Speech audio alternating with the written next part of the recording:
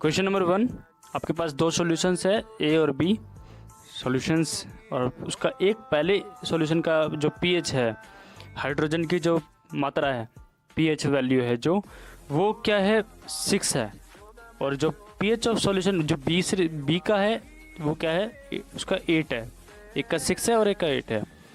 तो इनमें से किसके पास ज़्यादा कंसंट्रेशन होगी, मात्रा होगी H पॉजिटिव की, H पॉजिटिव आयंस की या हाइड्रोजन आयंस की, किस में होगी ज़्यादा concentration? Which of this is acidic and which is one is basic?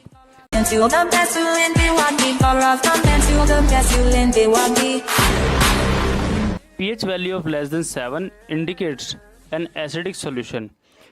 7 से कम हमें क्या डिनोट करता है कि कोई भी सॉल्यूशन एसिडिक है, while greater than 7 indicates a basic solution.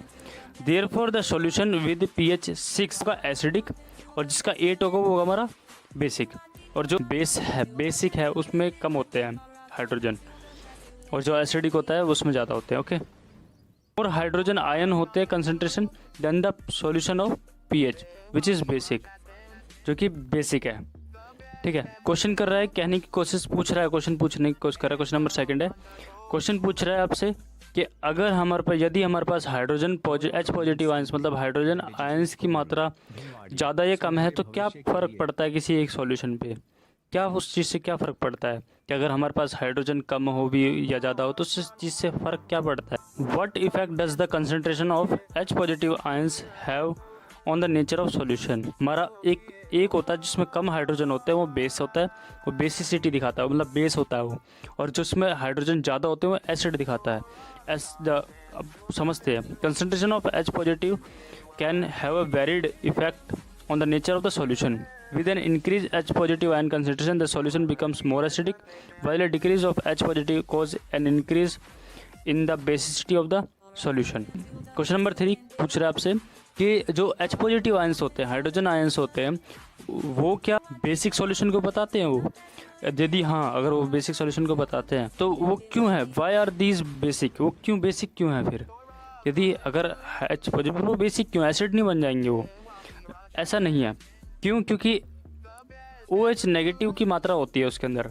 OH मतलब हाइड्रोजन की मात्रा कम होती है, लेकिन जो H पॉजिटिव आयंस होता है इसमें हाइड्रोजन की मात्रा ज़्यादा होती है, तो एसिडिक दिखाता है ये। अब इसके साथ एक और है, तो इसमें क्या होगा, थोड़ा हाइड्रोजन कम होगा क्योंकि ऑक्सीजन भी है इसके अंदर। इसके सिर्फ और सिर्फ हाइड्रोजन है, सिर्फ और सिर्फ हाइड्रोजन ही है, तो इसका मतलब क्या होगा, वो एसिडिक है। तो वो बेसिक इसलिए दिखाता है क्योंकि उसमें क्या होता है, OH नेगेटिव होता है। बेसिक को डिनोट करते हैं हम OH नेगेटिव से, और एसिडिक को हम डिनोट करते हैं H पॉजिटिव आयन से।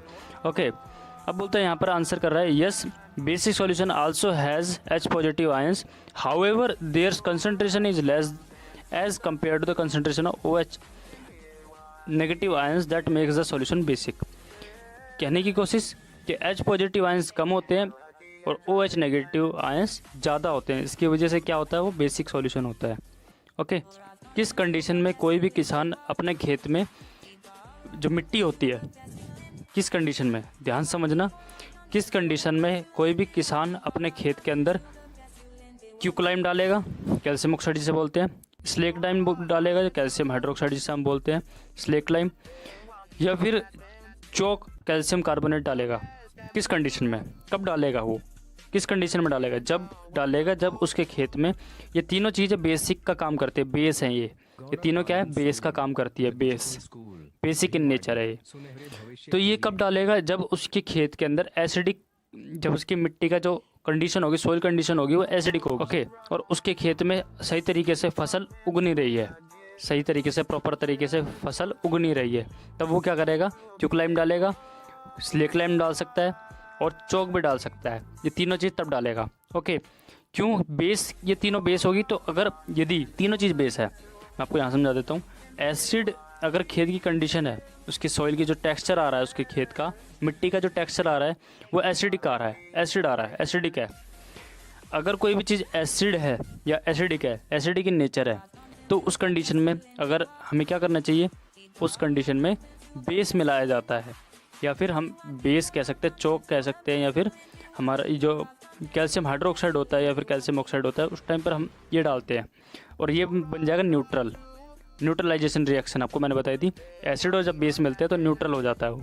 क्या कॉमन नेम क्या होता है इसका? होता है ब्लीचिंग पाउडर, जो चेहरे पे लगाते हैं ना। What is the common name of the compound? CaOCl2। Calcium hydroxide के अंदर अगर क्लोरीन डाल देते हैं हम, मतलब जो स्लेक लाइम होता है, चूना जो होता है स्लेक लाइम होता है, वो उसके अंदर यदि हम क्लोरीन डाल देते हैं तो वो ब्लीचिंग पाउडर बन जाता है।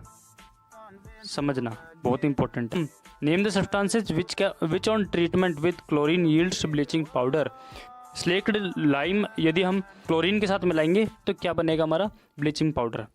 यील्ड मतलब होता है उत्पादन, प्रोडक्शन, उत्पादन होना, कोई चीज़ बनना। Question number 3, name the sodium compound which is use for softening hard water. Compound का नाम बताना है जो किसको सॉफ्ट करेगा? Hard water. अब हार्ड वाटर और सॉफ्ट वाटर दो प्रकार के वाटर होते हैं।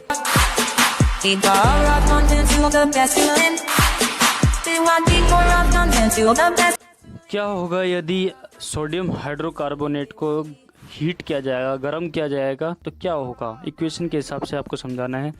तो होगा कुछ यूं कि सोडियम हाइड्रोकार्बोनेट अगर हीट किया जाएगा तो सोडियम कार्बोनेट में कन्वर्ट होगा और पानी में बन जाएगा और कार्बन डाइऑक्साइड इसमें से निकल जाएगी। तो नेक्स्ट बोलता है right an equation two show the reaction between plaster of Paris and water.